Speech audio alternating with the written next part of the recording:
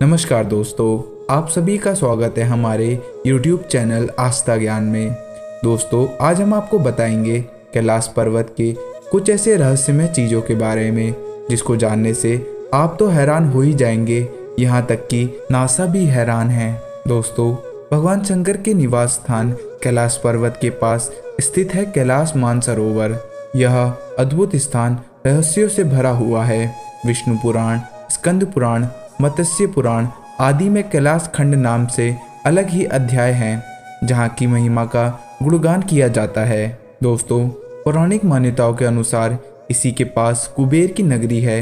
यहीं से महाविष्णु के कर कमलों से निकलकर गंगा कैलाश पर्वत की चोटी पर गिरती है, जहाँ प्रभु शिव उन्हें अपनी जटाओं में भर धरती में निर्मल धारा के रूप में प्रवाहित करते हैं। कैलाश पर्वत के ऊपर स्वर्ग और नीचे मृत्यु लोक है। तो आइए दोस्तों, आपको बताते हैं कैलाश पर्वत के कुछ ऐसे रहस्यों के बारे में। दोस्तों, धरती के एक और उत्तरी ध्रुव है तो दूसरी ओर दक्षिणी ध्रुव, दोनों के बीचों बीच स्थित है हिमालय। हिमालय का केंद्र है कैलाश पर्वत। वैज्ञानिकों के अनुसार यह धरती का केंद्र है। कैलाश पर्वत दुनिया के 4 मुख्य धर्मों हिंदू, जैन, बुद्ध और सिख धर्म का केंद्र है। दोस्तों, कैलाश पर्वत शक्ति का भी केंद्र है। यह एक ऐसा भी केंद्र है जिसे एक्सिस मुंडी कहा जाता है। एक्सिस मुंडी अर्थात दुनिया की नाभि। यह आकाशीय ध्रुव और भौगोलिक ध्रुव का केंद्र। यह आकाश और पृथ्वी के बीच संबंध का एक बिंदु है जहां दसों दिशाएं मिल जाती हैं।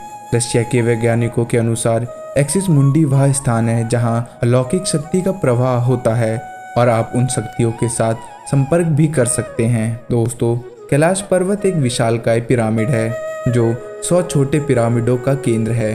कैलाश पर्वत की संरचना कंपास के 4 दिग बिंदुओं के समान है और एकांत स्थान पर स्थित है जहां कोई भी बड़ा पर्वत नहीं है। दोस्तों, कैलाश पर्वत पर चढ़ना निषिद्ध है, परंतु 11वीं सदी में एक तिब्बती बौद्ध योगी मिलारेपा ने इस पर चढ़ाई की थी। रशिया के वैज्ञानिक की यह रिपोर्ट UAN स्पेशल मैगजीन के 2004 में जनवरी अंक में प्रकाशित हुई थी। हालांकि मिलारेपा ने इस बारे में कभी कुछ नहीं कहा, इसलिए यह भी एक रहस्य है। दोस्तों, हिमालय पर 2 सरोवर मुख्य हैं। पहला मानसरोवर जो दुनिया की शुद्ध पानी की उच्चतम झीलों में से एक है और जिसका आकार सूर्य के समान है। दूसरा राक्षस नामक झील जो दुनिया की खारे पानी की उच्चतम झीलों में से एक है और जिसका आकार चंद्र के समान है। यह दोनों झीलें शोर और चंद्र बल को प्रदर्शित करती है, जिसका संबंध सकारात्मक और नकारात्मक ऊर्जा से है। जब दक्षिण से देखते हैं तो एक स्वास्तिक चिन्ह वास्तव में देखा जा सकता है। यह अभी तक रहस्य है कि ये झीलें प्राकृतिक तौर पर निर्मित हुई है या किसी ने इसको बनाया है। दोस्तों, कैलाश पर्वत के 4 दिशाओं से 4 नदियां का उद्गम होता है। ब्रह्मपुत्र, सिंधु, सतलज व करनाली। इन नदियों में ही गंगा, सरस्वती सहित जिनकी अन्य नदियां भी मिलती हैं। कैलाश की चारों दिशाओं में विभिन्न जानवरों की मुख हैं, जिसमें से नदियों का उद्गम होता है। पूर्व में अश्वमुख है, पश्चिम में हाथी का मुख है, उत्तर में सिंह का मुख है, दक्षिण में मोर का मुख है। दोस्तों, कैलाश पर्वत पर पूर्ण आत्माएं ही रह सकती हैं।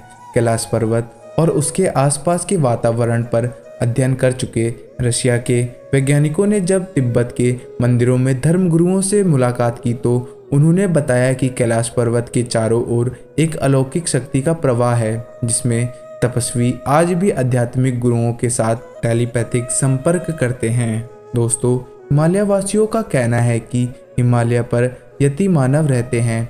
कोई इसे भूरा भालू कहता है, कोई जंगली मानव तो कोई हिम मानव। यह धारणा प्रचलित है कि यह लोगों को मारकर खा जाता है। कुछ वैज्ञानिकों ने इसे निएंडरथल मानव मानते हैं।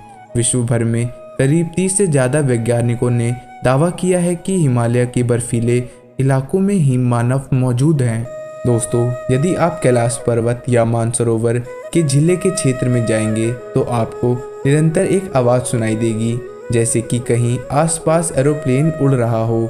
लेकिन ध्यान से सुनने पर यह आवाज़ डमरू या ओम की ध्वनि जैसी होती है। वैज्ञानिक कहते हैं कि हो सकता है कि यह आवाज़ बर्फ़ के पिघलने की हो यह भी हो सकता है कि प्रकाश और ध्वनि के बीच इस तरह का समागम होता है कि यहाँ से ओम की आवाज़ें सुनाई देती हैं।